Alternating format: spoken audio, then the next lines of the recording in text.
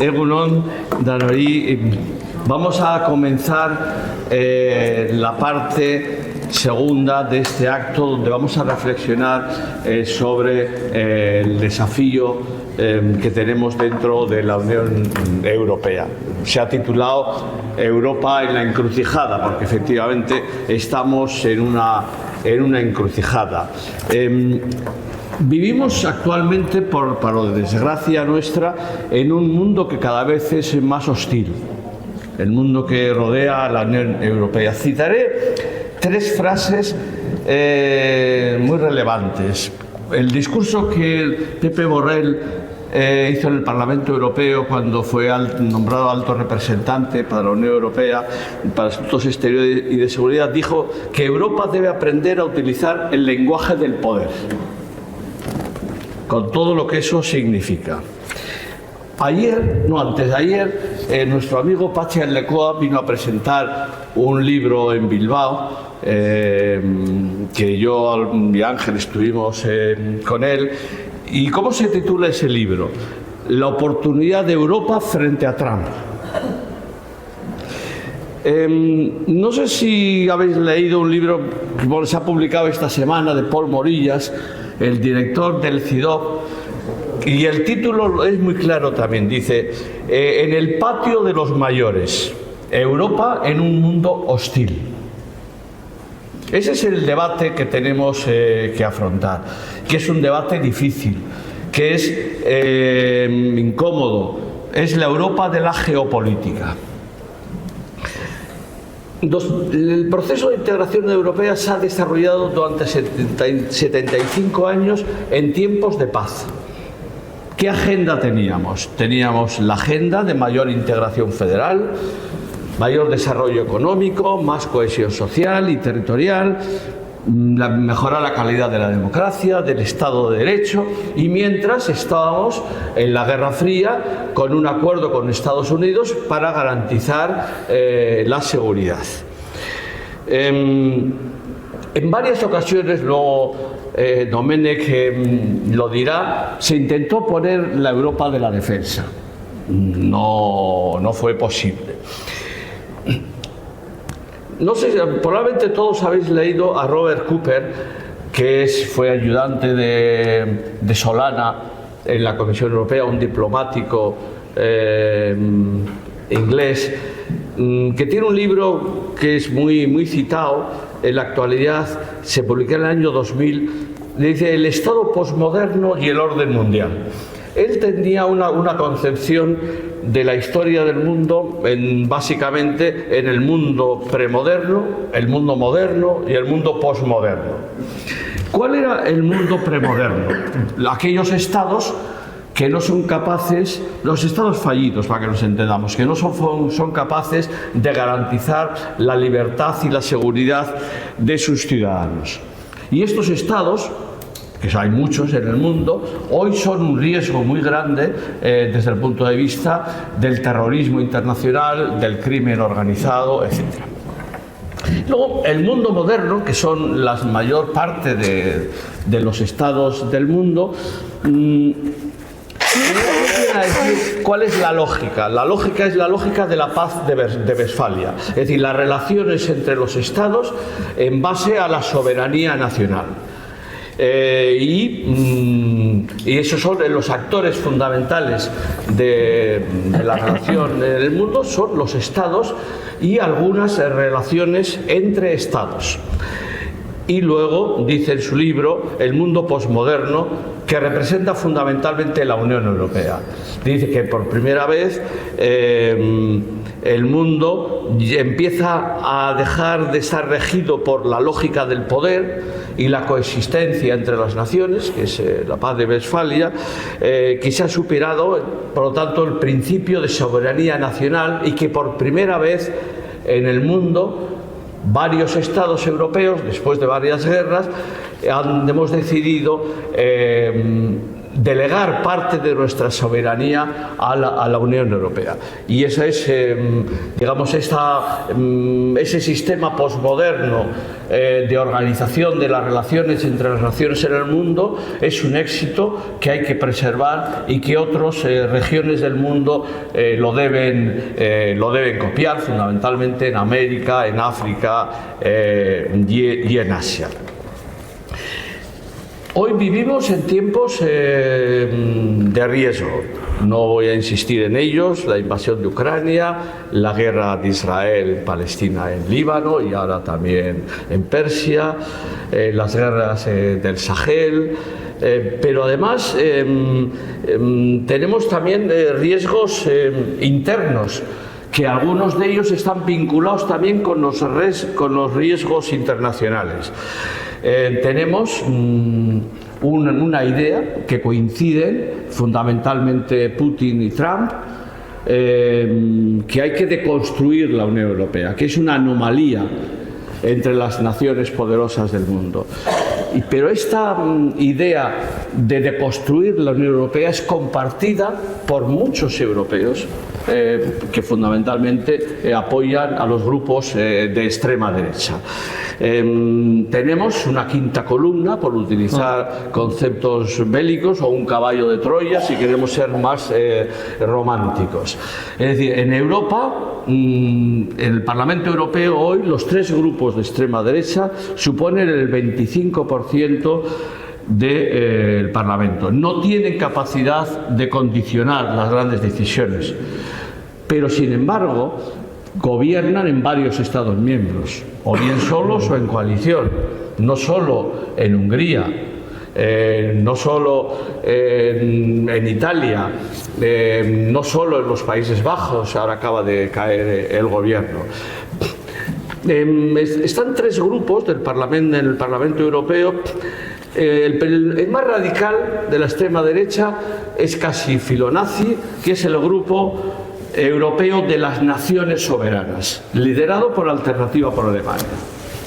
Luego está el grupo de los conservadores y reformistas, que digamos que es el más, que es el liderado por Meloni en Italia y por los polacos del PiS. Y luego está el grupo donde está Vox, que es Patriotas por Europa, que está liderado por Le Pen, por el agrupamiento nacional.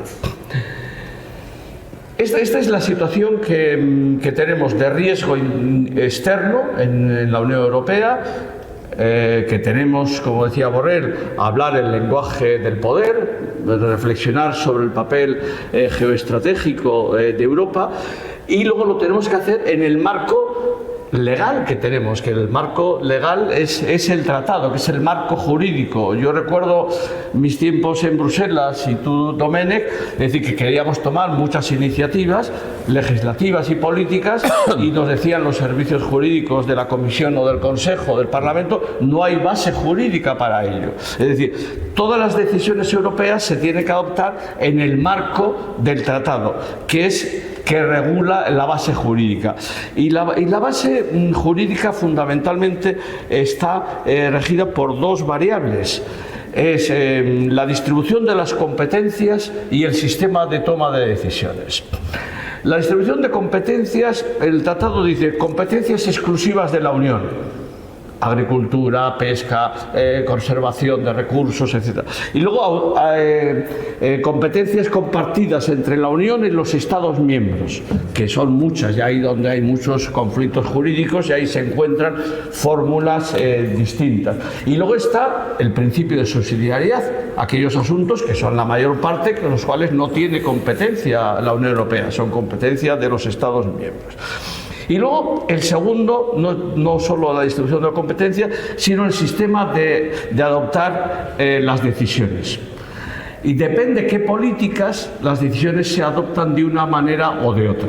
Lo que yo llamo el método federal, que en Europa se llama el método comunitario, que es el que se aplica en Europa fundamentalmente para aquellas políticas donde hay competencias exclusivas o competencias compartidas, y entonces normalmente hay función en la Unión Europea, bien, toma decisiones con un proceso farragoso, lento, pero toma decisiones.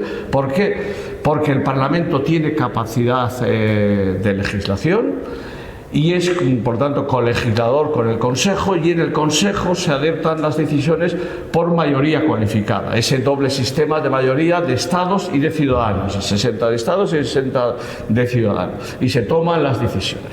Y luego está el método confederal, que yo llamo, que es aquellos los cuales donde cada Estado miembro tiene derecho de veto, es decir, la adopción en el Consejo es por unanimidad, y el Parlamento no tiene propiamente una capacidad legislativa, sino una capacidad consultiva, bueno, influencia política, por supuesto, ¿no? Y aquí, ¿qué asuntos fundamentalmente están en el ámbito confederal, donde la unanimidad de los consejos? La política exterior y de seguridad, que hablaremos mucho en estos tiempos sobre ello. Pero está también la política fiscal. Están la política de inmigración y asilo, no la legislación en materia vinculada con derechos humanos, derechos fundamentales, permisos de residencia, que hay así una cierta legislación europea, pero sí la llave de entrada en cada país corresponde a la soberanía nacional. Y luego tenemos todo el ámbito que tiene que ver con la cooperación policial y judicial, que en Maastricht se incorporó al tratado, pero de alguna manera todavía siguen siendo aspectos del núcleo duro de la soberanía nacional que persisten en el tratado. Entonces, esta es la introducción que yo quería hacer para entrar en el debate. Y antes de entrar en el debate, Ángel presentará a Domènech. Sí, muchas gracias. Quería, antes de nada, simplemente por clarificar una cosa. En el Parlamento Europeo no solo hay antieuropeístas en las filas de la derecha y de la extrema derecha, también la izquierda, ¿eh? Lo digo porque es más complejo de lo que parece. Mélenchon no es precisamente proeuropeo. Lo digo porque es más complejo el prisma con el que tenemos que ver los instrumentos políticos con los que actuamos en Europa. Pero bueno, lo importante. Lo primero es agradecerle a Domènech que haya venido, porque no sé si sabéis, lleva 20 horas de viaje viniendo de Timor-Leste, de un proceso electoral que él ha sido responsable de ponerlo en marcha, y la verdad es que ha hecho un esfuerzo considerable para estar hoy aquí con nosotros, y creo que hay que agradecérselo, porque es mucho viaje lo que ha hecho, dando casi la media vuelta al mundo, ¿no? Domènech, aparte de un buen amigo que está viniendo bastantes veces por aquí a acompañarnos en estos temas federales, iba a decir, es licenciado en Derecho y Economía, es licenciado en Ciencias Políticas, tiene una amplísima experiencia internacional en Estados Unidos, está trabajando para el Banco Mundial, para el Banco Interamericano de Desarrollo, en temas de educación, en temas en Nigeria también ha estado con el tema de seguimiento de consultores, como consultor de educación, pero sobre todo yo creo que lo que tenemos que destacar es su papel como parlamentario europeo. Ha estado en una de las comisiones más interesantes, que es la de Asuntos Constitucionales, y ha hecho una labor muy relevante con las reformas de los tratados y llevar a discusiones temas constitutivos de toda esta operación. Yo creo que eso es algo tremendamente relevante. Y luego además es presidente de UEF Europa. Por primera vez tenemos un presidente español en UEF Europa. Y UEF Europa, como ya se ha dicho, nace en el año 46. y está constituido por unas 20 federaciones, si no me equivoco, de los diferentes países europeos, presencias alemanas, italianas y tal. Y sorprendentemente también hay franceses. En un país tan centralizado como Francia también hay federalistas franceses, lo cual es notable, ¿no? Y yo creo que es interesante, ¿no? Bueno, en los próximos días, la próxima semana, hay un congreso federal, se van a discutir y aprobar, imagino, un montón de decisiones importantes que van a marcar los hitos, pues, en temas de Gaza, en el tema de Ucrania, temas de asuntos constitucionales en el Parlamento. Hay una agenda muy densa, muy compleja y muy importante que vamos a seguir de cerca, ¿no? Y esto es un poco, yo creo que para recordarnos el perfil de Domènech, ¿no? Luis, te paso el micro otra vez. Sí, Iván. Bien, habéis visto, ayer o antes de ayer se publicó en la prensa vasca, en el Correo y en el Diario Vasco, un artículo que entre otros firmamos Domènech y yo, recordando el 40 aniversario de la entrada, de la firma del Tratado de España para la Unión Europea. Y quizá empezaríamos, Domènech, un poco pidiendo algunos comentarios sobre este acontecimiento. Muchas gracias por la amable invitación a ti, Luis María, a Ángel, a Alberto, por supuesto. Me alegra mucho poder participar hoy en la jornada Vasco-Navarra, Federal Vasco-Navarra, y haber escuchado antes la introducción de Jon, porque nos ha contado muchas cosas que yo desde luego no conocía y que son muy importantes, porque muestran también cómo el ideal federal ha ido casi siempre de la mano, tanto de la visión de una federación en el contexto español como una federación en el contexto europeo. Y es algo que conviene poner de relieve, porque a veces puede parecer que estamos juntando dos tradiciones distintas, ¿no? La española y la europea, y no es así, como ha demostrado la exposición de Jon. Y como yo señalaba justo antes de tomar la palabra, en el momento de la fundación de la Unión de los Federalistas Europeos, que tiene lugar en lo que es el registro jurídico en diciembre del año 46 en París, pero poco después se celebra un congreso en Luxemburgo donde aparecen dos vascos por libre, que uno era Landaburu, y en la mesa de acreditaciones le preguntan, bueno, ¿de qué asociación provenís? Porque la Unión, cuando se constituye, de federalistas, cuando se constituye en París, es una federación de asociaciones nacionales, ¿no? La italiana, la alemana, la francesa, fundamentalmente en aquel momento.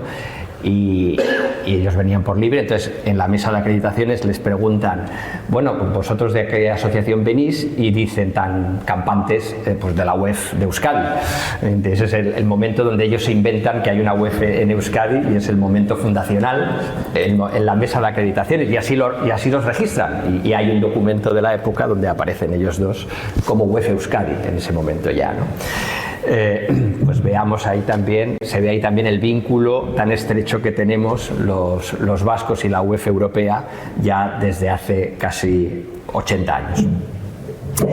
Entrando a lo que planteabas, también ahí vemos, yo creo, o debemos ver este aniversario, estos 40 años, como la celebración o el recuerdo de una asociación o de un partenariado muy exitoso y muy productivo entre la Unión Europea y España. En el artículo, que por cierto felicito a la asociación, a Federalistac, que se consiguiera publicar en el Correo justo en la fecha. Y en el Diario Vasco. Y en el Diario Vasco. Eso no lo sabía, pensé que había sido solo el Correo. Pues doble felicitación. Como sabéis, hemos publicado también el artículo en dos periódicos de la Comunidad Valenciana y en el periódico Canarias 7 de las Islas Canarias. Y creo que también es un ejemplo de lo productiva que es también nuestra colaboración en el ámbito de UEF España, ¿no? De las distintas federaciones de UEF España. Y en ese artículo poníamos de relieve cómo esa relación ha ido en las dos direcciones. Es decir, por un lado, obviamente todo lo que se ha beneficiado España por su pertenencia a la Unión Europea, y lo hemos recordado en el artículo desde el punto de vista del salto de nuestras infraestructuras, de la modernización de nuestra economía, de la recepción de centenares de miles de millones de euros en fondos estructurales y de cohesión. De alguna manera la consolidación de la democracia, ¿no? En el momento en que España entra en Europa, no es concebible que pueda haber una marcha atrás respecto de nuestro régimen político. En aquel momento todavía, vosotros lo recordaréis mejor que yo, entre los años 80 y 85 no se daba por descontado que el proyecto democrático ya fuera irreversible. Desde el punto de vista macroeconómico, el final de las eras inflacionarias en España, con la incorporación al euro, en fin, hay muchos ejemplos, pero también, que quizás se recuerda menos, yo creo que el artículo tenía ese valor también, o se sabe incluso menos por los ciudadanos, que creo que los beneficios de Europa de alguna manera se han hecho siempre más visibles. ¿Cuál ha sido también nuestra contribución a la Unión Europea en estos 40 años? Que también es muy notable, sobre todo para ser un país que no ha sido fundacional del proyecto, pero que en cierto modo, desde el principio, junto con Portugal, se apunta al proyecto con un entusiasmo y un compromiso propio del que habría sido un país fundacional si hubiera podido serlo, ¿no? Y se ha recordado por John el contubernio de Múnich, donde se junta por primera vez, como sabéis, la oposición del interior y la del exterior.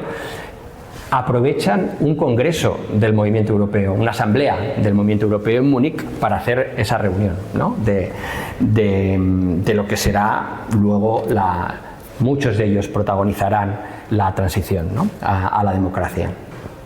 ¿Y cuáles han sido algunas de nuestras contribuciones? Voy a citar 4 o 5. Una es muy notable y poco conocida. Quizás uno de los programas más conocidos y populares de la Unión Europea es el programa Erasmus. Bien, el programa Erasmus fue la idea de Manuel Marín, que en ese momento fue uno de nuestros 2 primeros comisarios europeos. La idea de incorporar al Tratado de Maastricht la ciudadanía europea es también una idea española que presenta Felipe González en Maastricht, que por primera vez se estipula en los tratados que no tenemos solo la ciudadanía del Estado miembro, sino que también hay una ciudadanía europea que también nos da derechos adicionales al paquete de derechos que nos ofrece la Constitución española en nuestro caso o las otras constituciones. Y junto a eso destacar también la política de cohesión. Se recuerda que fue también Felipe González quien en un consejo europeo en Edimburgo pone como condición para avanzar a la firma y ratificación de Maastricht, que tiene que ver también ese tratado con la descripción del panorama internacional que tú has dicho, porque Maastricht fue la respuesta a la caída del muro de Berlín. El fin de la era bipolar de la Guerra Fría, la disolución de la Unión Soviética y la caída del muro de Berlín lleva a la reflexión de que hay que profundizar en la integración europea, y eso fue Maastricht. Y en ese Consejo Europeo, en una negociación muy dura, nuestro presidente en aquel momento arranca el compromiso de la política de cohesión, es decir, que con el apoyo de Delors, porque se entendía que había que corregir los desequilibrios que producía el mercado interior, que los producía, con un apoyo a las regiones más desfavorecidas y a los sectores más afectados con la política de cohesión. Y luego, más allá de lo que han sido nuestras ideas o aportaciones, siempre hemos estado, como eso sí que quizás es más sabido, en el grupo de cabeza de todas las grandes reformas y profundizaciones. Por ejemplo, el euro, ¿no? Claramente estuvimos en el grupo de cabeza, y más recientemente el plan de recuperación contra la pandemia fue propuesto y defendido por el gobierno español desde el primer momento, y la idea de financiarlo de manera novedosa con una financiación, con una emisión de deuda comunitaria. momento, no sé si luego tendremos ocasión de tratarlo, Alberto tendrá mucho que decir, si es un momento hamiltoniano, cuasi hamiltoniano, semipensionista, ahí hay un debate doctrinal interesante, pero bueno, en cualquier caso, de alguna manera fue el mayor hito desde el lanzamiento del euro en cuanto a una posible unión financiera o protounión financiera. La unión sanitaria también es una propuesta española de esta época, a raíz de la pandemia. En fin, yo creo que podemos sentirnos orgullosos de haber sido un actor, a través de los distintos gobiernos, en todo caso, en estos 40 años, un actor fundamental de la integración europea. Bien, vamos a organizar el debate. Ángel y yo vamos a hacer 3 preguntas cada uno a Domènech para que sea más rápido y más dinámico el trabajo. Estaremos aquí hasta las 2 menos 10, terminaremos con esta mesa para que Alberto, a las 2 en punto hay que terminar. Para los que saben, hay una comida que está reservada para algunas personas, los que se han inscrito. Si alguien quiere inscribirse, lo va a poder hacer. Hay una hoja, no sé si han firmado, habéis firmado todos, como la Unión Europea va a financiar el viaje de Domènech a Bilbao, vamos a recibir dinero y entonces hay que firmar una hoja de asistentes de este acto. Bien, entonces, fuera de las cosas de intendencia, primera pregunta. Antes comentábamos los éxitos y también las dificultades del proceso de integración europea, que yo creo que es una obra inacabada de las generaciones anteriores y que la generación actual debemos profundizar. Yo espero que resaltando los rasgos federales del proceso de integración y disminuyendo los rasgos confederales. Esta sería la primera pregunta. ¿Qué enfoque deben tener las reformas que ahora debe adoptar la Unión Europea, teniendo en cuenta que el tratado requiere la unanimidad para modificar el tratado? Tenemos el debate sobre las cooperaciones reforzadas, que ya tenemos experiencia. El euro fue una cooperación reforzada que luego se incorporó al tratado.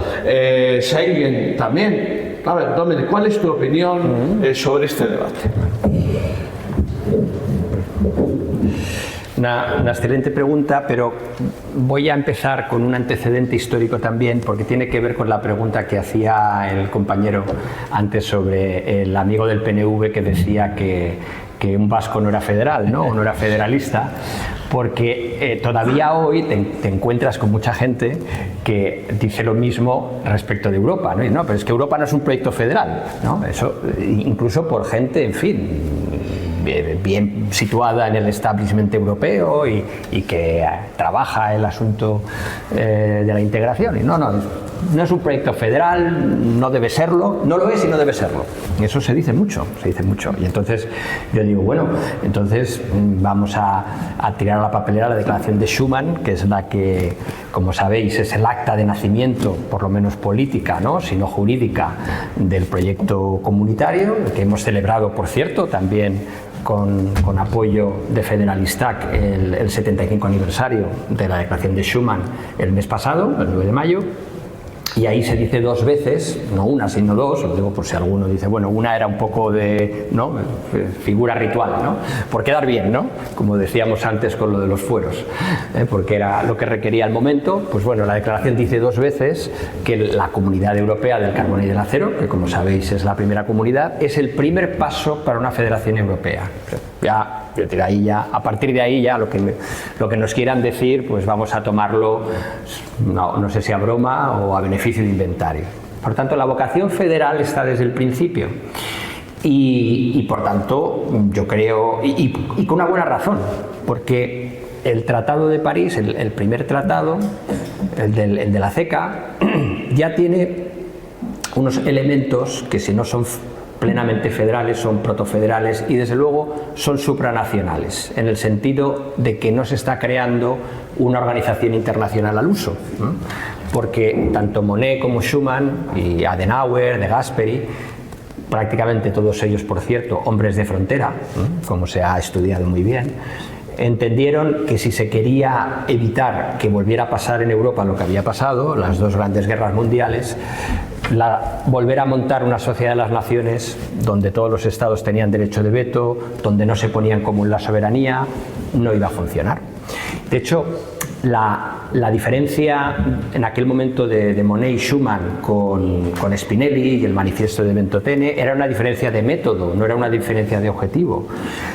Spinelli creía posible convocar directamente, al acabar la guerra, una conferencia, una asamblea constituyente europea que creara directamente un poder constituyente europeo y aprobara una constitución federal europea, mientras que Monnet y Schuman consideran que los estados siguen siendo fuertes y que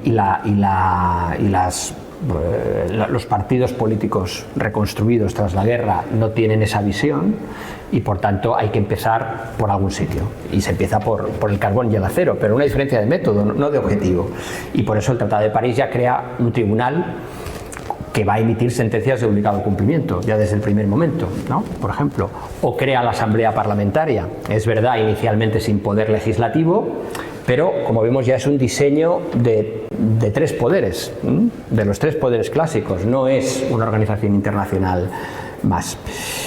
¿Tenemos ahora una federación europea? No, es una federación en construcción, es un proyecto, también en expresión de Enrique Barón, federalizante, todavía no es plenamente federal. Ya entro en lo que era más concretamente tu pregunta.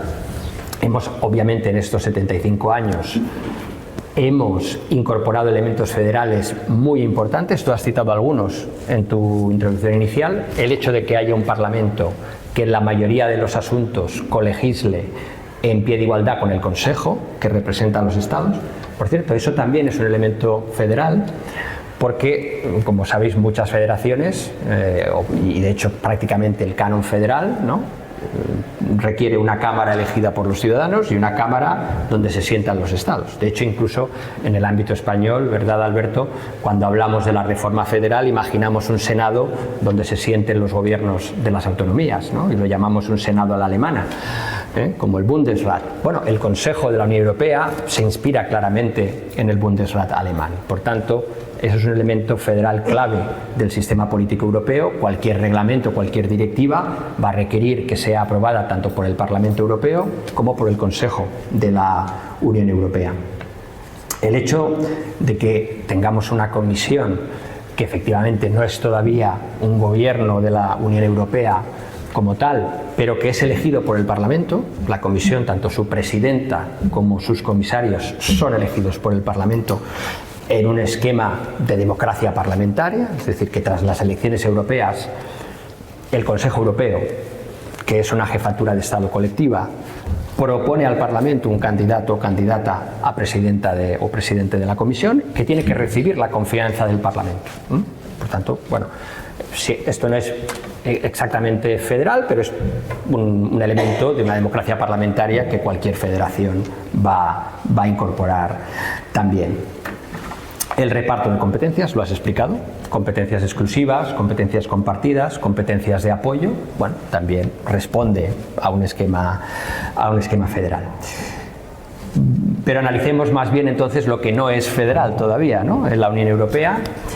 Tú lo has citado algunos ejemplos importantes. El hecho de que algunas materias fundamentales el Parlamento esté excluido de las mismas y requieran la unanimidad de los Estados, esos son elementos claramente intergubernamentales, no elementos federales. Y los has citado: la política exterior y de seguridad, la política fiscal y algunos elementos de la política social.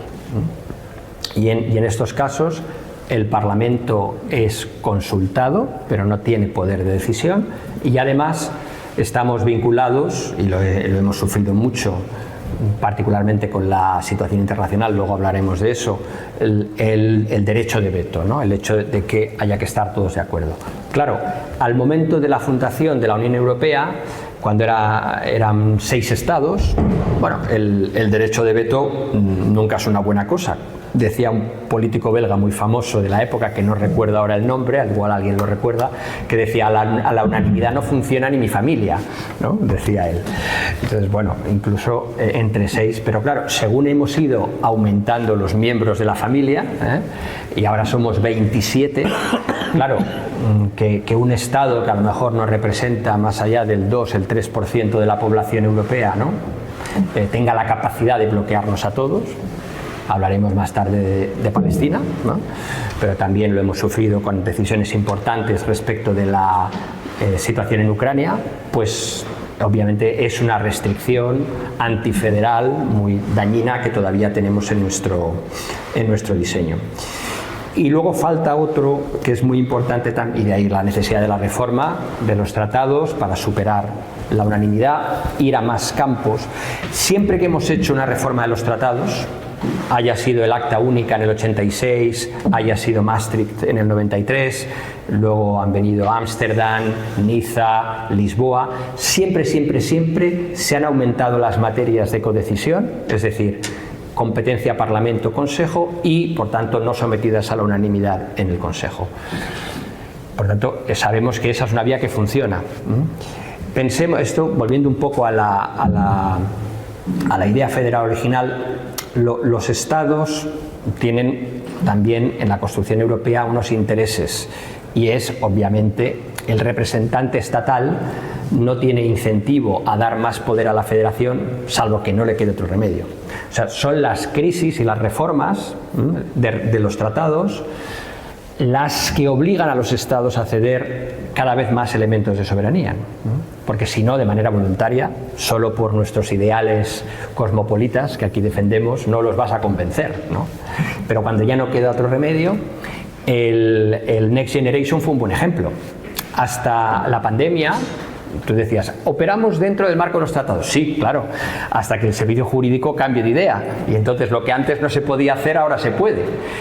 Hasta la pandemia, y yo tengo una pregunta parlamentaria no hecha por mí, porque en ese momento yo no era eurodiputado, pero sí por el eurodiputado al que yo asesoraba. Cuando Juncker quiso hacer el plan Juncker, le dijimos, ¿por qué no emite usted deuda para financiar el plan Juncker? Y dijo, no es posible, los tratados no lo permiten, porque tenemos que tener déficit cero. No, así, no lo dice el tratado así, presupuesto en equilibrio, y por tanto yo no puedo emitir deuda, porque si emito deuda quiere decir que estoy generando un déficit, ¿no? Entonces no lo puedo hacer, y llega la pandemia y hacemos exactamente eso. Yo digo, bueno, ¿y qué pasa con aquella posición de la Comisión, no? Pues bueno, porque las circunstancias obligaron a los Estados a dar un paso que antes no querían dar, pero sin la pandemia no habríamos tenido el Next Generation ni la deuda comunitaria por primera vez. Entonces, bueno, tenemos que seguir aprovechando las crisis, de ahí el título del libro que citabas de Patxi Aldecoa, ¿no? Tenemos como federalistas españoles y europeos, vascos, españoles y europeos, aprovechar las crisis para avanzar en la federalización, en esos elementos que he citado, menos unanimidad, más poder para el Parlamento Europeo. El Parlamento Europeo opera en una anomalía constitucional, podríamos decir, que participa en la aprobación del gasto, pero no en la aprobación del ingreso, ¿no? Que es muy extraño desde el punto de vista y casi de la economía familiar, ¿no? Es decir, tú puedes decidir sobre lo que nos vamos a gastar para la comida de hoy, pero no sobre cómo vamos a financiar esa comida, de dónde vamos a sacar los recursos para pagar la comida. Pero sí puedes votar cuánto nos vamos a gastar hoy en la comida. Poco esquizofrénico, ¿no? Cuanto menos. Pero esa es la situación del Parlamento Europeo, porque los Estados no han querido darle al Parlamento la posibilidad de fijar cuáles son los recursos de la Unión, impuestos europeos, es decir, cómo se financia el presupuesto. Aunque sí votamos el presupuesto, por el lado del gasto, pero no por el lado del ingreso. Claro, ese es de alguna manera el kit de la cuestión federal. En el momento en que tú tienes un Parlamento transnacional con capacidad de fijar impuestos y por tanto de votar los recursos financieros de la Unión, prácticamente has hecho la federación, ¿no? Hamilton. Eso es Hamilton. Hamilton tenía dos partes. Primero, la emisión de la deuda, pero también cómo se devuelve la deuda. De hecho, Next Generation, que es un gran paso y es un momento por lo menos semi-hamiltoniano, digamos, pero tiene una pega importante, que la estamos ahora viviendo. Y es que, claro, es mucho más fácil decidir que te endeudas que decidir cómo vas a devolver la deuda, ¿no? Y eso es lo que hicimos en el Consejo Europeo, bueno, hicieron ellos, en el Consejo Europeo de julio del 20. Ese Consejo Europeo que duró 5 días, no sé si recordáis, ¿no? Hasta que se acordó hacer la emisión de deuda y el plan de recuperación. Y se dijo, bueno, y luego acordaremos con qué impuestos europeos vamos a devolver esa deuda. No lo han hecho, 5 años después. Y ahora hay un problemón, porque mientras no se decida esto, o los estados ponen más dinero, que no quieren, o el siguiente presupuesto comunitario tendrá que dedicar el 30% a amortizar la deuda. Y por tanto, eso supondría recortar, dar un tajo fenomenal a todos los programas, la política agrícola, la cohesión, todo. O poner impuestos europeos. Claro, pero por ahora no han decidido ni una cosa ni la otra. Ni poner impuestos europeos, ni poner más contribuciones directas de los estados. Pero en la declaración del Consejo Europeo de aquel año se dijo, acordaremos a futuro, en el futuro acordaremos, nos comprometemos políticamente, eso no era parte jurídica, digamos, del acuerdo, no era de la parte jurídica, era una declaración política que nos pondremos de acuerdo sobre qué impuestos o recursos vamos a introducir para devolver esa deuda. No se ha hecho 5 años después. Bueno, son situaciones como esas donde hay una oportunidad para nosotros. Sí, concluyo, para decir, bueno, tenemos que poner impuestos europeos. Y si vamos a tener impuestos europeos, tendremos que tener un Parlamento que los legitime.